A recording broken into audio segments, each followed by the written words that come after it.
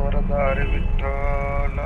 श्री ज्ञानदेव तुकाराम. माऊली ज्ञानेश्वर महाराज की जय. गोपाल कृष्ण भगवान की जय. पंढरीनाथ भगवान की जय. शांती ब्रह्म एकनाथ महाराज की जय. जगद्गुरु श्री संत तुकाराम महाराज की जय. विनायकं गुरुर्नमामि साखरे नाम विस्मृतम्.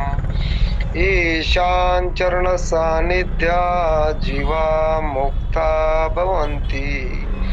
साखरे वंश विख्यातं ज्ञानदान परायणम्. विनायकं गुरुर्वन्दे भवबन्ध विमुक्तये. ज्ञानप्रताप वचनामृतं च अद्वैत भावपटुता हितबुद्धिरस्य. ज्ञाने भगवान अवतीर्ण एवं श्रीरंगनाथ गुरुराज नमस्तुभ्यम्. हरे नमः. हरे नमः.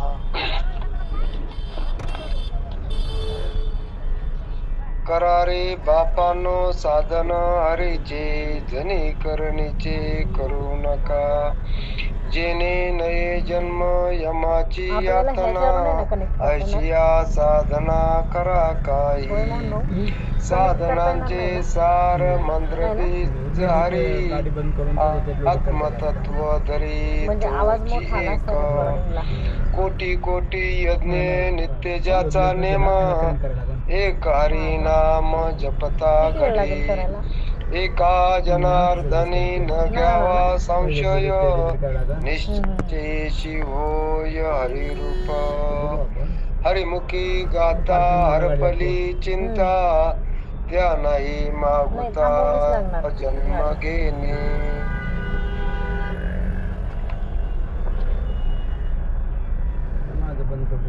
श्री संत एकनाथ महाराजांच्या हरिपाठावरती हा अभंग आहे. या अभंगामध्ये नाथ महाराज नरद्यात आलेल्या जीवाला उपदेश करत आहे की या नरद्यात आलेल्या जीवाला जे काही अनादी कालापासूनच दुःख या जीवाच्या पाठीमाग लागलेला आहे, तर जन्मन आणि मृत्यू हे भयंकर असं दुःख जीवाच्या पाठीमाग अनादी कालापासून लागलेलं आहे. म्हणून या मनुष्य देहातल्या जीवाला ते दुःख निवारण करण्याचा अधिकार इथे आपल्याला भगवंतांना दिलेला आहे.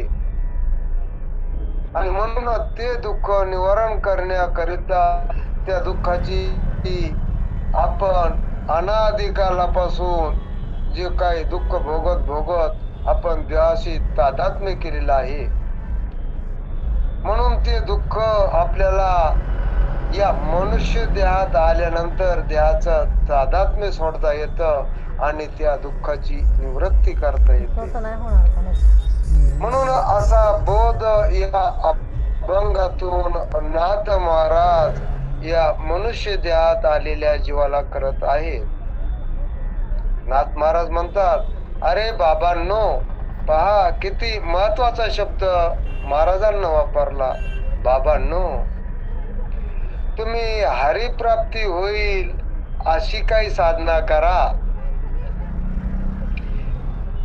की ज्या साधनेमधून तुम्हाला हरीची प्राप्ती होईल अशीच साधना करा. पण इथं नाथ महाराज म्हणतात की बाबा, असे काही लोक आहेत की ते हरीच्या प्राप्तीकरिता काहीच साधना करत नाही. मग साधना तर त्यांच्याकडून होते, ती साधना हरिप्राप्तीकरिता होत नसून ती इतर कारणाकरिता केल्या जाते आणि मग ती साधना निरर्थक ठरत असते. म्हणून साधना कशी असावी? आता साधनेचे अनेक प्रकार आपल्याला माहिती आहेत. मग जरी इतर साधनेचे प्रकार असतील तरी आपल्याला एक अशी साधना करायची सांगतात महाराज, अशी साधना करायची सांगतात की जी साधना केल्यानंतर आपल्याला हरीची प्राप्ती होईल. मग अशीच साधना आपण करायची. मग ज्या साधनेमध्ये हरीशिवाय दुसरी कशाचीच प्राप्ती होत नाही, म्हणून अशी हरिप्राप्ती करिताच आपण साधना करायला पाहिजे. आणि मग हरिप्राप्तीची साधना केली तर मग हरीचीच प्राप्ती होत असते. म्हणून अशी साधना करा म्हणते.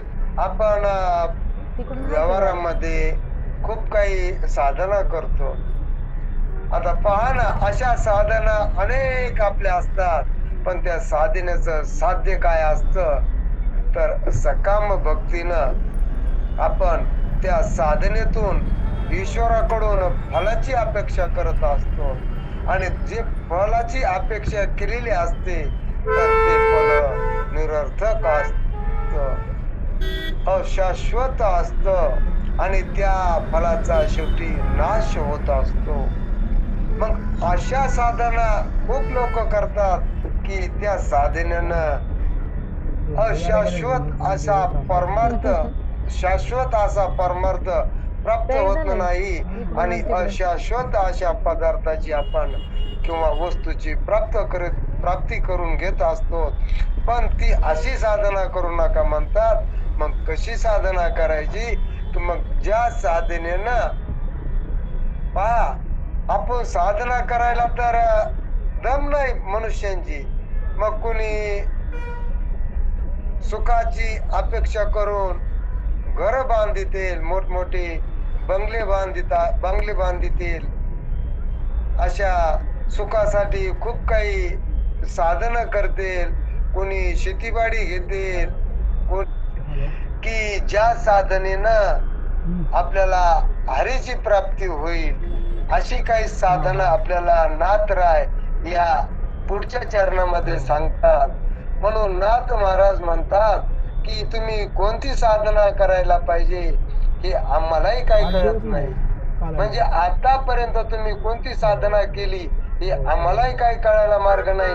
पण तुम्हाला मी आता इथं निश्चितपणाने असं स्पष्ट सांगतो, हे पहा श्रोत्यांनो, लक्ष देऊन ऐका. तुम्ही कोणती साधना करा ते मला तरी काही आतापर्यंत समजलेलं नाही. पण आता तुम्हाला मी एक साधना सांगतो. ती कोणती साधना आहे की ती साधना केल्यानंतर पुन्हा आपल्याला येणार नाही आणि जन्म न आल्यामुळं आपल्याला जे काही यमाच्या ज्या काही यातना आहेत, जे काही यमाकडून आपल्याला दुःख होत आहे, त्रास होत आहे, तर तो त्रास आपल्याला होणार नाही. अशी आपण काही साधना करायची.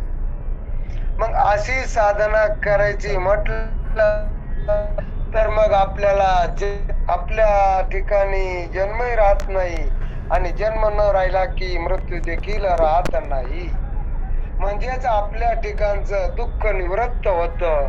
कारण जन्माला आलं की गर्भावस्था दुःख असतं आणि बालपण गेलं, तारुण्य पण गेलं, वार्धक्य पण गेलं आणि नंतर जर आपण काही यमाच्या तावडीत गेलो तर मग यमाच्या तावडीत गेल्यानंतर जीवनात तर खूप असं दुःख सहन करावं लागतं. काय सुखाने लोक ते परलोकी घेऊन जात नाहीत.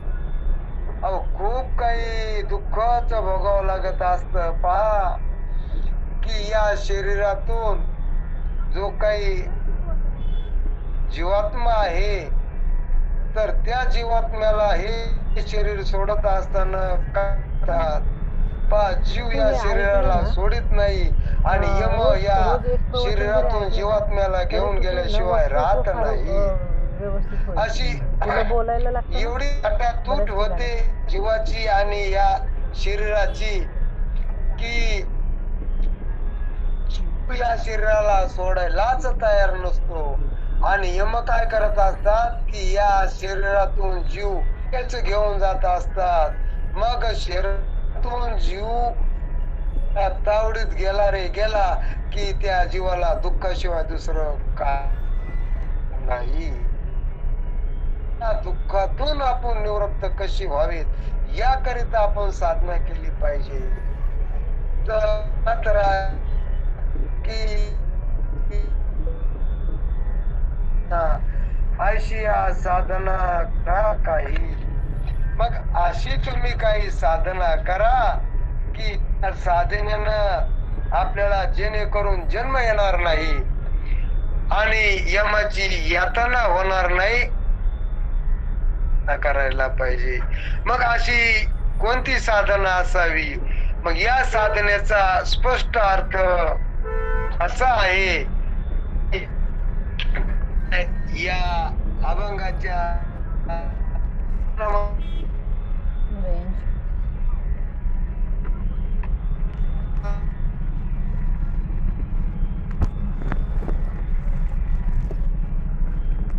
श्रवण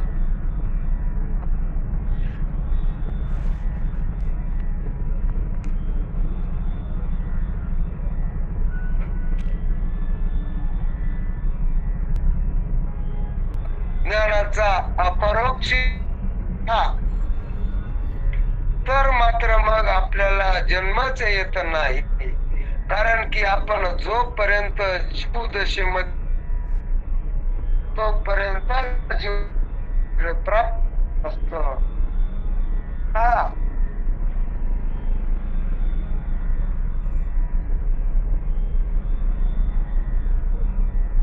असं म्हणतो या शरीरातून निघून गेला की त्या लिंग देहा दुसरं पुन्हा स्थूल शरीर प्राप्त होतच असत आणि स्थूल शरीर प्राप्त झालं की पुन्हा स्थूल शरीराच्या आणि सूक्ष्म शरीराच्या संबंधामध्ये आत्म्याचं काय होत की तिथे प्रतिबिंब पडत असत आणि ते प्रतिबिंब पुन्हा काय करत असत की या शरीराचे करत असत आणि या शरीराचे जे धर्म आहेत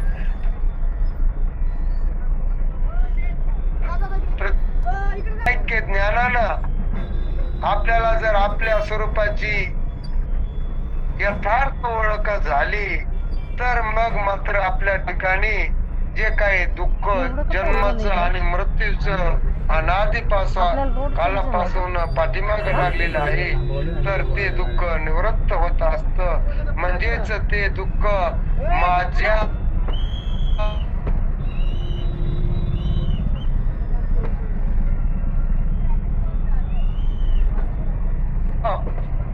येत असते आणि होऊ शकत नाही. वास्तव पाहिला तर चैतन्याचा जन्मच नाही, फक्त या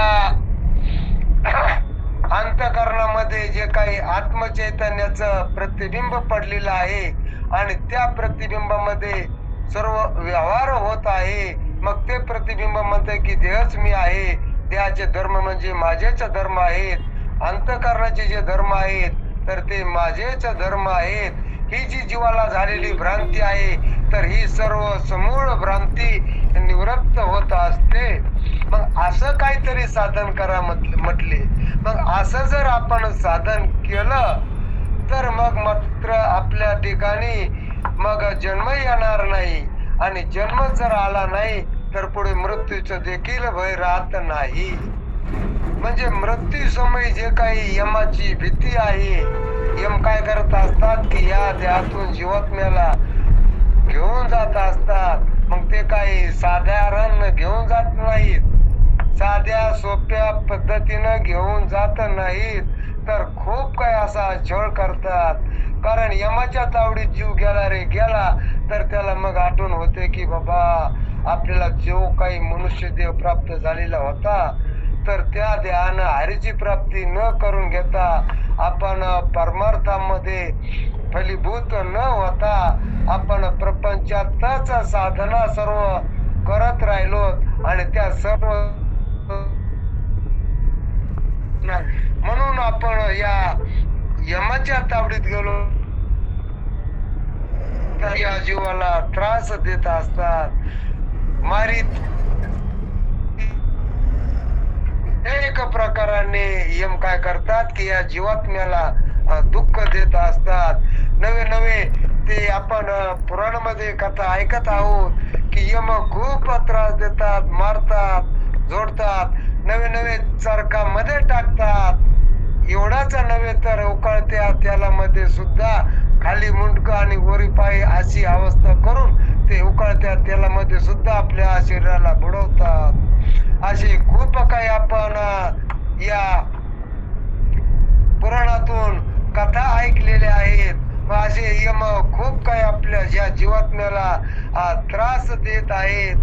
मग अशा त्रासातून आपल्याला जर मुक्त व्हायचं ठरलं तर मग अशी काही आपण साधना करायला पाहिजे की अशी साधना करायला पाहिजे की आपण आपल्याला जे काही आपलं स्वरूप आहे या स्वरूपाची आपण ओळख करून घ्यायला पाहिजे. म्हणजेच जीव ब्रह्म ऐक्य हे जे काही ज्ञान आहे तर याच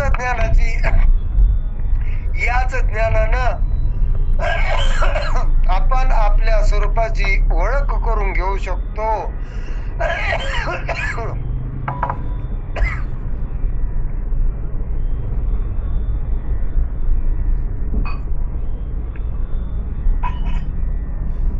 म्हणून महाराज या अभंगाच्या दुसऱ्या चरणामध्ये म्हणतात असं जे काही वेदांत शास्त्राचं रहस्य आहे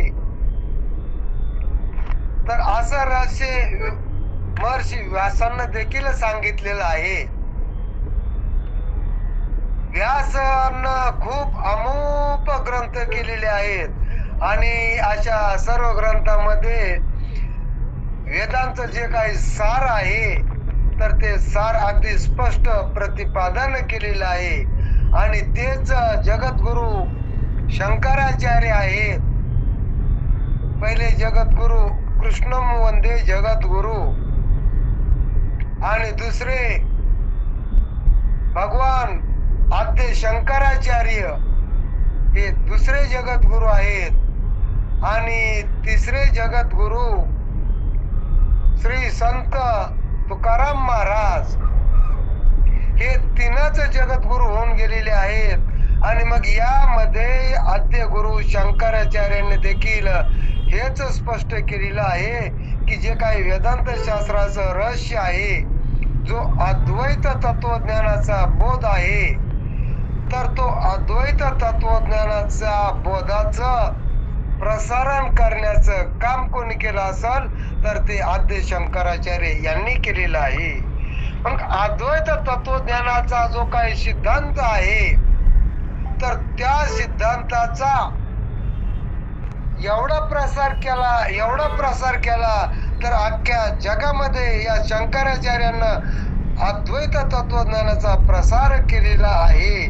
आणि तो अद्वैत तत्वज्ञानाचा प्रसार आपल्या वारकरी संप्रदायातील सर्व संतांनीच काय केलेला आहे तर आपल्या ग्रंथामध्ये प्रतिपादन केलेला आहे. मग हाच विषय नाथरायांना या अभंगाच्या दुसऱ्या चरणामध्ये प्रतिपादन केलेला आहे. म्हणून नाथ महाराज म्हणतात की जेणे नये जन्म यमाची यातना आयशिया साधना करा काही.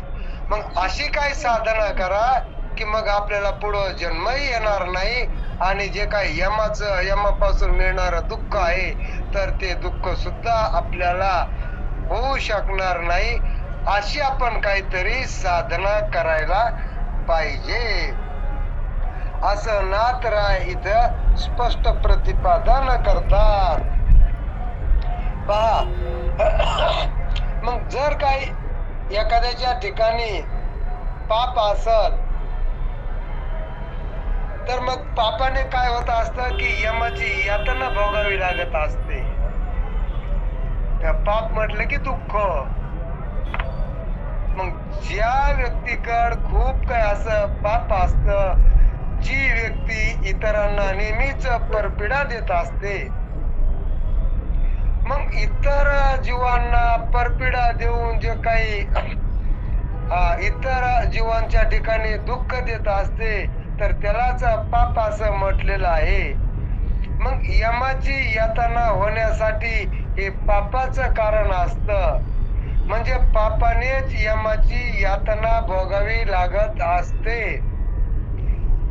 आणि दुसरी गोष्ट म्हणजे आपलं जे काही स्वस्वरूप आहे आणि या स्वस्वरूपाच्या अज्ञानामुळे आपल्याला परत जन्म मिळत असतो. मग मुख्य इथं दोनच गोष्टी नाथ महाराजांनी सांगितलेल्या आहेत. मग पापानं यमाची यातना भोगावी लागत आहे आणि स्वस्वरूपाच्या अज्ञानामुळे आपल्याला जन्म घ्यावा लागत आहे. म्हणून मनुष्यानं काय करायला पाहिजे, एकतर पापच करायला नाही पाहिजे. पाप तर करूच नये, पण पापाची वासना देखील अंतःकरणामध्ये ठेवू नये. आमचे किर्लेकर बाबा नेहमीच सांगायचे, अहो एखाद्या ग्रस्तानं पाप करून जरी त्याची इज्जत राहत असल तरी पाप करू नये. पहा, लक्षात घ्या, पाप करून जरी आपली इज्जत राहत असल तरी आपण पाप कर्म करू नये. आणि जन्म येण्यासाठी स्वरूप जे काही आपल्याला स्वस्वरूपाचं अज्ञान आहे ते अज्ञान मात्र आपण घालवायला पाहिजे. मग एकतर पापाची निवृत्ती करायला पाहिजे आणि स्वस्वरूपाचं अज्ञानाची एक निवृत्ती करायला पाहिजे. मग पाप घालण्याकरिता जे काही निषिद्ध कर्म आहे तर ते निषिद्ध कर्म करू नये. शास्त्रानं पुराणानं कर्म दोन प्रकारची सांगितलेली आहेत. मुख्य दोन प्रकार आहेत, एक तर विहित कर्म आणि निषिद्ध कर्म. तर निषिद्ध कर्म केल्यानंतर पाप निर्माण होत असत आणि विहित कर्म केलं तर मग पापाचा नाश होत असतो आणि पुण्य होत असत. मग जरी पुण्य झालं तरी आपल्याला पुण्यानं आपल्या स्वस्वरूपाचं अज्ञान जात नाही. मग जर काही आपण निष्काम विहित जर कर्म केलं तर मग आपलं अंतःकरण शुद्ध होत असत आणि आपल्या अंतःकरणातील जी काय पाप वासना आहे तर ती पाप वासना मात्र निवृत्त होत असते. म्हणून मुख्य दोनच गोष्टी नाथरायाने सांगितलेल्या आहेत, म्हणजे पाप आपण निवृत्त करायला पाहिजे आणि आपल्या स्वस्वरूपाचं अज्ञान जे आहे ते देखील आपण निवृत्त करायला पाहिजे. म्हणजे आपल्याला यमाची यातना भोगावी लागणार नाही आणि जन्म सुद्धा आपल्याला प्राप्त होणार नाही. म्हणून मनुष्याने तर पाप करूच नये, पाप अजिबात करू नये. आणि जन्म न येण्यासाठी आपण आपल्या स्वस्वरूपाचं अज्ञान मात्र निश्चित घालवलं पाहिजे. मग याच दोन गोष्टी नाथराय इथं स्पष्ट प्रतिपादन करत आहेत की मग जरी काही कल्याण करून घेण्याचे अनेक साधन जरी काही शास्त्रात आणि पुराणामध्ये वर्णन केलेले असतील किंवा असे प्रतिपादन केलेले असतील, पण सर्व साधनाच्या जे काही सर्व साधन आहेत तर सगळ्या साधनामध्ये सर्वात श्रेष्ठ असं एक साधन नाथराय इथं सांगतात. ते सर्वात श्रेष्ठ साधन म्हणजे हरीचे नामस्मरण आहे. आता पुष्कळशी साधन पुराणामध्ये सांगितले असतील, काही शास्त्रामध्ये सांगितलेले असतील, पण सर्वात श्रेष्ठ साधन फक्त हरीचं किंवा भगवंताचं नामस्मरण हेच सर्वात श्रेष्ठ सार आहे. आणि हेच सर्वात श्रेष्ठ सारभूत साधन आहे. म्हणून हरी हे आपल्याला प्राप्त करण्यासाठी खूप काही सोपं आहे. मग हरीचं जर आपण अंतःकरणात सतत नामस्मरण ठेवलं, सतत नामस्मरण घेत राहिल्यानं अंतःकरण एक शुद्ध होत, पवित्र होत आणि स्थिर देखील होत असत. मग हे निष्काम हरीचं नामस्मरण करायला पाहिजे. मग निष्काम नामस्मरणानं शुद्ध अंतःकरण होत, स्थिर अंतःकरण होत, पवित्र अंतःकरण होत. आणि या हरी आणि हरीचं नाम हे एवढं श्रेष्ठ आहे की सर्वात श्रेष्ठ साधन सांगितलेलं आहे. कारण हरी आणि हरीचं नाम हे दोन नाहीतच. हरी आणि हरीचं नाम हे आपल्याला वाटते दोन आहे, पण हे दोन नसून एकच आहे. पहा, जसं की सूर्य आणि सूर्याचा प्रकाश. सूर्य पाहणाऱ्याला वाटतं की हा सूर्य आहे आणि हा सूर्याचा प्रकाश आहे, पण सूर्य आणि सूर्याचा प्रकाश हे दोन नाहीत. जर आपल्याला वाटतं की सूर्य वेगळा आणि प्रकाश वेगळा असं जर आपल्याला वाटत असेल, तर मग दिवसाच्या काळी सूर्य असतो आणि सूर्याचा अस्त झाल्यानंतर सूर्याचे जे काही प्रकाशमान किरण आहेत, तर ते प्रकाशमान किरण नाहीसे होत असतात. आणि जर ते प्रकाशमान किरण सूर्याला सोडून जर असते, तर ते जशास तसे राहिले असते. मग सूर्याचा अस्त होणं ज्या वेळेस अस्त होत असतो, तर त्याच वेळेस सूर्याच्या किरणाचा देखील अस्त होत असतो. आणि ज्या वेळेस सूर्याचा उदय झाला की त्या बरोबरच लगेच आपल्याला त्या सूर्याचे किरण आपल्याला पडलेले दिसत असतात. म्हणजे सूर्याचा उदय होणं म्हणजेच सूर्याचा प्रकाश होणं आणि सूर्याचा अस्त होणे म्हणजे सूर्याच्या प्रकाशाचा अस्त होणं. मग याचाच अर्थ असा होतो की सूर्य आणि सूर्याचा प्रकाश हे दोन नसून जसे एकच आहेत, तद्वत याच न्यायाने हरी आणि हरीचं नाम हे दोन नसून एकच आहेत. इथं हरी आणि हरीचं नाम हे पहा, शास्त्रामध्ये नामाबद्दल बऱ्याच ठिकाणी वर्णन केलेलं आहे. मग या ब्रह्मांडामध्ये जे काही नाम रूप आहेत, मग प्रत्येक वस्तूचे म्हणा किंवा पदार्थाचे म्हणा नाम आणि रूप असतात. तर या ब्रह्मांडातील पदार्थाचे आणि वस्तूचे हे जे काही नामरूप आहेत ते मायाकारी आहेत, ते कल्पित आहेत, अशाश्वत आहेत. आणि हरीच एक असा आहे की तो शाश्वत आहे, आणि जो शाश्वत हरी आहे त्याचं नाम देखील शाश्वत आहे.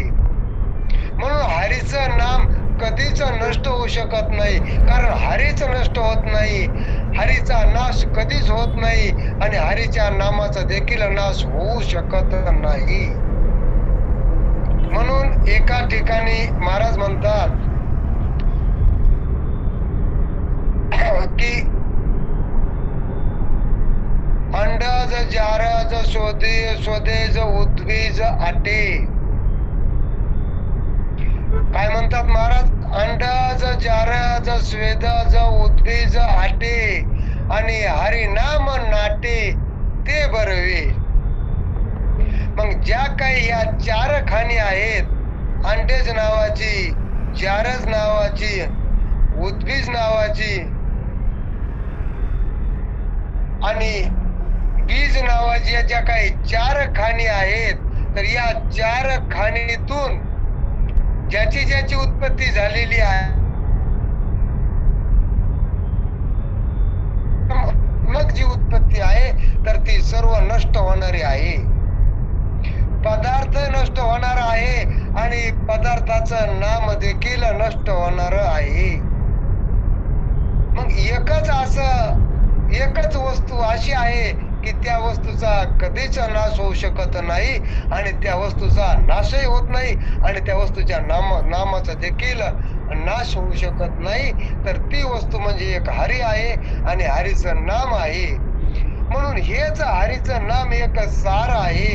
सर्व साधनामध्ये हे हरीचं नाम हेच एक सार आहे आणि ते हरी आणि आत्मा हे 2 नसून हे एकच आहे. जे हरी आहे तर ते हरी आणि आत्मा हे दोन्ही एकच आहेत. म्हणजे आपल्याला वाटतंय की हरी वेगळा आहे आणि आपलं आत्मस्वरूप वेगळं आहे, पण हरी जो आहे तर तोच आत्मा आहे. म्हणून तर इथं महाराज म्हणतात की एक हरी आत्मा जीव शिव सम. जो एक हरी आहे तर तोच आत्मा आहे. आत्मा आणि हरी 2 नाहीत. कारण आपल्याला वाटतं की इथं हरी वेगळा आणि आपलं आत्मस्वरूप हे वेगळं आहे, पण हरी आणि आत्मा हे एकच आहेत. हे पहा, महाराज नेहमी आपल्याला सांगायचे की जीव हा ब्रह्मरूपच आहे. म्हणजे जीव हा हरी स्वरूपच आहे, हरी तो वेगळाच नाही. मग जरी आपल्याला जीव वेगवेगळे वाटत असतील तरी सगळे जीव काय आहेत तर ते देवच आहेत. म्हणून तर महाराज म्हणतात की जीव अवघे देव. जे जे काही 84 लक्ष योनीमध्ये जीव आहेत तर ते सर्व देवच आहेत, ते देवाहून भिन्न नाहीत. मग यत्र यत्र चैतन्यत्व तत्र तत्र देवत्व. जे जे जीव आहेत तर ते सर्व हरीच आहेत. असं जीवाचं आणि हरीचं ऐक्य आहे. म्हणजेच जीवाचं लक्ष स्वरूप आहे आत्मा. पहा, आणि आत्मा आणि हरी एकच आहेत. अशी जीवाची आणि हरीची ऐक्यता आहे. मग हीच ऐक्यता आपल्या ठिकाणी राहायला पाहिजे. म्हणजे हरी आणि आत्मा हे 2 नसून एकच आहेत असा आपला दृढ निश्चय झाला पाहिजे.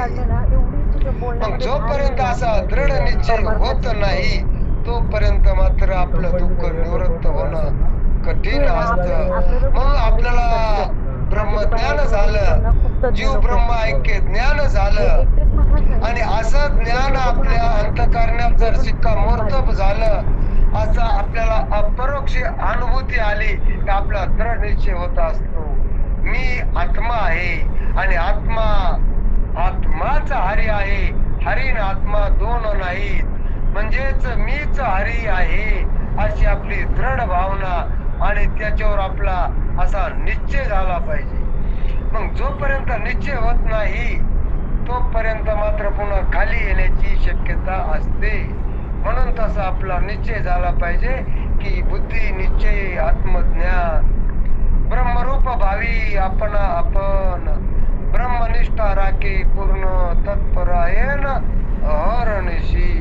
जर आपल्या बुद्धीमध्ये मी हरी आहे असा जर ज्ञान प्रकट झालं तर बुद्धीच ब्रह्माकार होत असते आणि त्या बुद्धीत निश्चय केला तर बुद्धीच राहत नाही, तर बुद्धी सुद्धा ब्रह्मकार होत असते आणि परत ती पुन्हा खाली येऊ शकत नाही.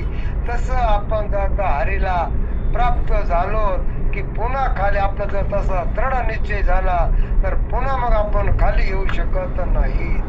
जसे की पहा की ज्या काही नद्या असतात त्या नद्या कुठून तरी उगम पावलेल्या असतात आणि नद्या कुठपर्यंत नद्या रूपानं राहत असतात की त्या नद्या जोपर्यंत समुद्राला जाऊन समुद्राशी एक रूप होत नाहीत तोपर्यंत नद्यांची नावे असतात, नद्या वेगळ्या वाटत असतात.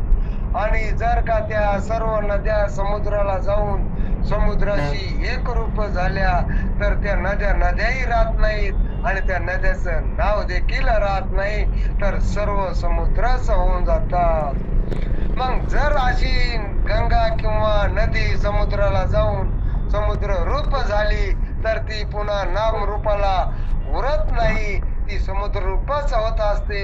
तस जीव जर का एकदा हरी स्वरूपाला प्राप्त झाला आणि तसा जर दृढ निश्चय बुद्धीमध्ये झाला तर पुन्हा तो जीव जीव रूपानं वेगळा राहत नाही, तर तोच हरी रूपानं पण हरी स्वरूपाला प्राप्त झाला की तो हरिहून वेगळाच राहत नाही, तो हरीच असतो. असा दृढ निश्चय आपल्या अंतःकरणामध्ये झाला पाहिजे. म्हणून निश्चयाला खूप काही असं महत्व आहे.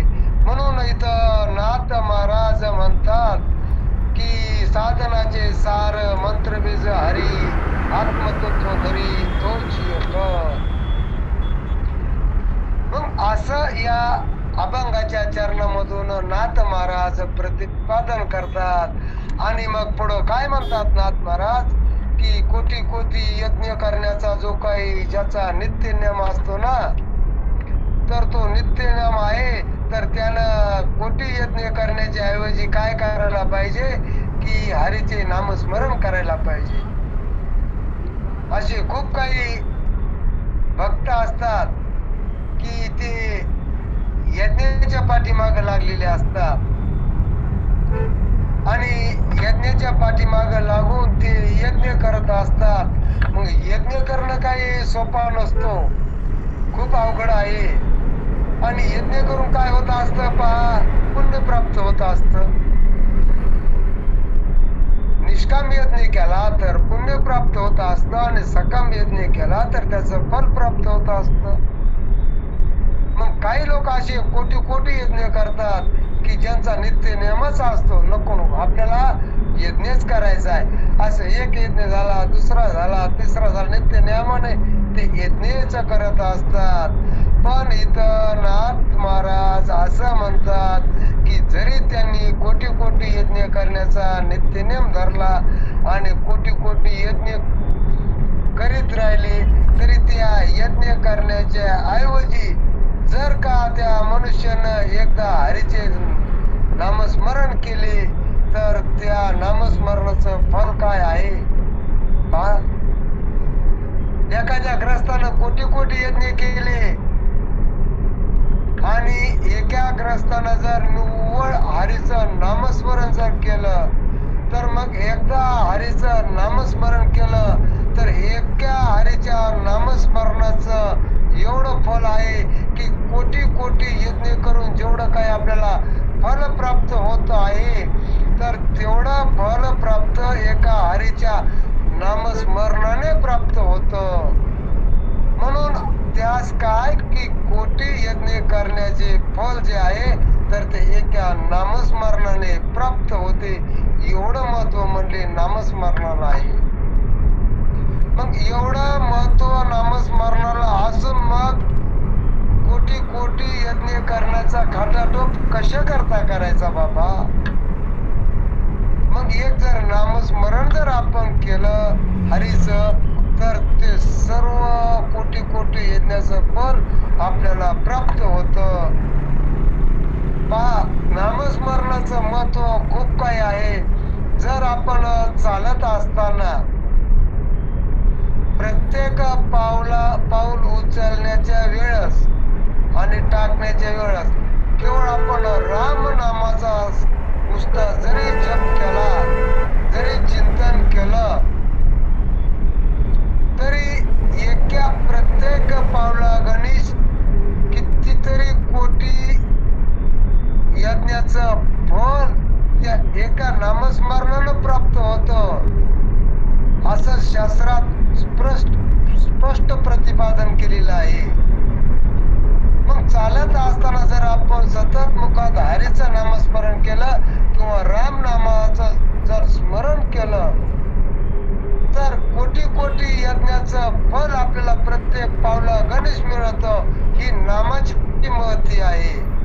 मग एवढं नामस्मरणात शक्ती असून आपण त्याला नामस्मरणाला थोडं बाजूला सारतो आणि यज्ञ करण्याच्या पाठीमाग जातो.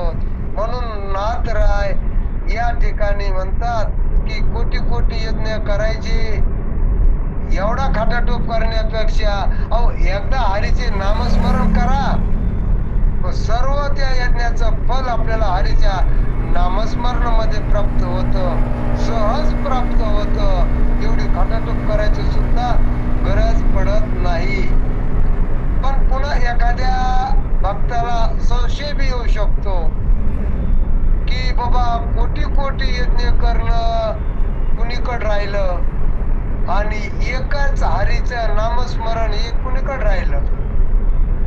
मग कोटी कोटी यज्ञाचं किती फल असायला पाहिजे मोठं, आणि एका नामस्मरणाचं फल क्वचित असायला पाहिजे, अशी काही भक्तांच्या ठिकाणी शंका निर्माण होत असते पहा.